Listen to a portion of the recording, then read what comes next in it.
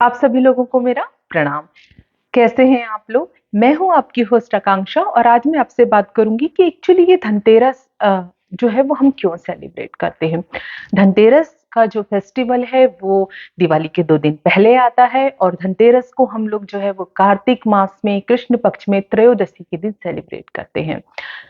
शास्त्रों में जो कथाएं हैं उनके अकॉर्डिंग इसी दिन जब समुद्र मंथन हो रहा था तो भगवान विष्णु धन्वंतरी भगवान का अवतार लेकर जो है वो अमृत कलश लेके प्रकट हुए थे और चिकित्सा विज्ञान का प्रचार प्रसार करने के लिए भी वो जो भगवान विष्णु है वो धन्वंतरी के रूप में प्रकट हुए थे। ये भी कथा है कि इसी दिन समुद्र मंथन के समय जो माता लक्ष्मी थी वो प्रकट हुई थी। इस दिन हम कुबेर की भी जो है वो पूजा करते हैं। एक और बहुत अच्छी कथा है क्योंकि धनतेरस के दिन हम लोग जो है वो यम दीपक भी करते हैं, मतलब यम के नाम का भी दीपक जलाते हैं। वो क्यों जलाते हैं? ये कहा जाता है कि एक राजा था हीमा नाम का और उसका 16 साल का जो बेटा था उसका जब एस्ट्रोलॉजिकल प्रेडिक्शन किया गया तो ये बोला गया कि जैसे ही इसकी मैरिज होगी 4 दिन के अंदर इसको एक सर्प डसेगा और इसकी मृत्यु हो जाएगी। तो जब उसकी मैरिज हुई तो उसकी जो वाइफ थी उसने उसको सोने नहीं दिया और वो खुद भी नहीं सोई और उसने अपनी सारी ज्वेलरी उतार कर जो उसका जो रूम था उसके बाहर उसने रख दी और उसने पूरे जो रूम था उसको दीपक से प्रज्वलित कर दिया। दीपक ही सारी जगह में उसने जला दिए और उसके बाद वो भजन जो है भगवान के कंटिन्यू करने लगी।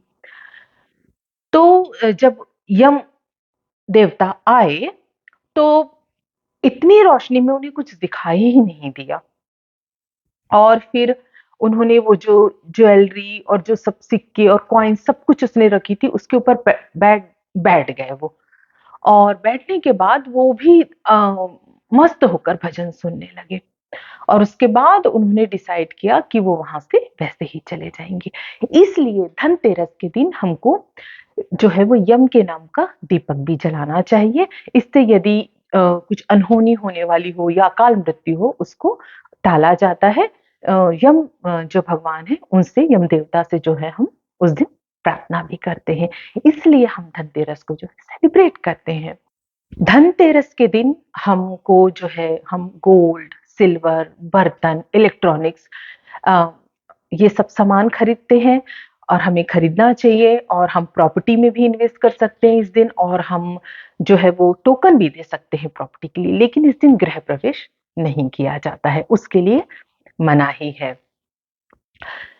धनतेरस में जो पूजा की जाती है माता लक्ष्मी की, अ, वो एक्चुअली कब करना चाहिए? ये बहुत ही ज़्यादा इम्पोर्टेंट है कि इस दिन जो आप पूजा करें, जो मैं आपको अभी बताऊँगी कि कैसे करनी है, वो आपको प्रदोष काल में और स्थिर लगन में ही करना है।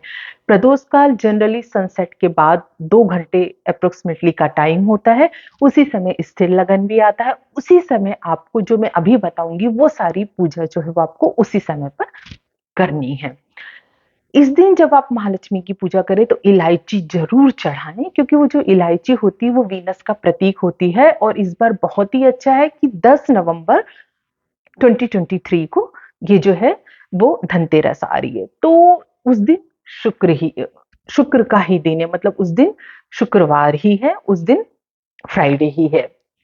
वैसे भी यदि आपको वीनस की कुछ रेमेडी करनी है तो सुबह उठकर फ्राइडे के दिन खाली पेट एक हरी इलायची जो है वो आपको ज़रूर खानी चाहिए। तो ये तो हो गया। अब आप देखिए कैसे कि प्रदोष काल कब है और स्थिर लगन कब है। मैं आपको इंडिया का एक अप्रॉक्सिमेटली टाइम बता सकती हूँ लेकिन हर सिटी के हिसाब से अलग-अलग होता है। तो वो तो आपको पंचांग में जाकर देखना पड़ेगा ऑनलाइन या ऑफलाइन और आप ब्रिक पंचांग में भी अपनी सिटी डाल के पर्टिकुलर टाइम देख सकते हैं क्योंकि सिटी वाइज़ काफ़ी कई बार हाफ एन आवर का 15 मिनट्स का डिफरेंस आ जाता है। तो पूजा प्रदोष काल में करनी है, स्थिर लगन में ही करनी है, सारे काम दिन भर पे निपटा दीजिए लेकिन ये जो मैं अभी बता रही हूँ कि इसका जो टाइम होगा 2 घंटे का आपको तभी करना है। आपको जब आप पूजा करें तो सबसे पहले आपको एक माला करनी है लक्ष्मी जी की। आपको जो भी लक्ष्मी जी का मंत्र पसंद है, बहुत सारे मंत्र हैं। आप जो है वो एक माला आप पूरी उनकी लक्ष्मी जी की मंत्रों की आप करें। उसके बाद आपको जो धन्वंतरी भगवान है, उनका भी एक जो मंत्र है उसकी पूरी एक माला आपको करनी है।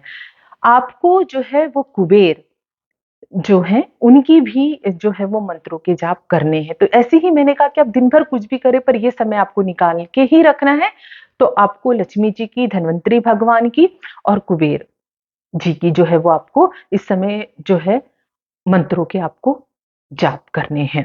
इसी समय आपको जो दिए हैं वो अपने घर पे जो है वो सारे डायरेक्शन में अंदर बाहर सब जगह आपको लगा देने हैं। और उसके बाद आपको जो है वो कनक धारा स्तोत्र जो शंकराचार्य के द्वारा लिखा गया था, जो बहुत ही ब्यूटीफुल है, वो आपको सुनना है। इस ये पूजा जो है, जो मैंने आपको बताई, ये सारी चीजें आपको करनी है।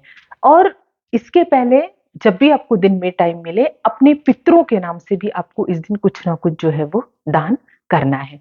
और जो वो ग्रीन इलायची मैंने आपको चढ़ाने बोली थी, वो लक्ष्मी जी को चढ़ाकर आप चाहें तो दिवाली तक रहने दें। उसके बाद उस इलायची को आपको अपने साथ, आप अपने बैग में, पर्स में, कहीं पे भी, या आप जहाँ पे अपने कैश रखते हो या मनी रखते हो, वहां पे आप इस इलायची को रेड कलर के कपड़े में बांधकर आप अपने साथ रख सकते हैं। मैंने आप लोगों को कहा कि मैं आपको अप्रोक्सीमेटली इंडिया के अकॉर्डिंग प्रदोष काल का टाइम बताऊंगी। तो वो प्रदोष काल जो है वो 5:30 इवनिंग से लेकर 8 पीएम तक है।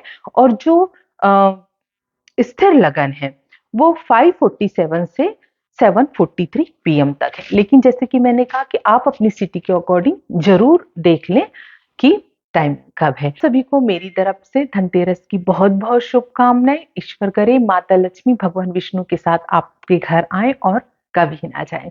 भगवान विष्णु के साथ मैंने इसलिए बोला है क्योंकि लक्ष्मी हमें सात्विक चाहिए। मेरे साथ जुड़े रहने के लिए, ये वीडियो देखने के लिए आपको प्रेम पूर्वक धन्यवाद। जय श्री राम।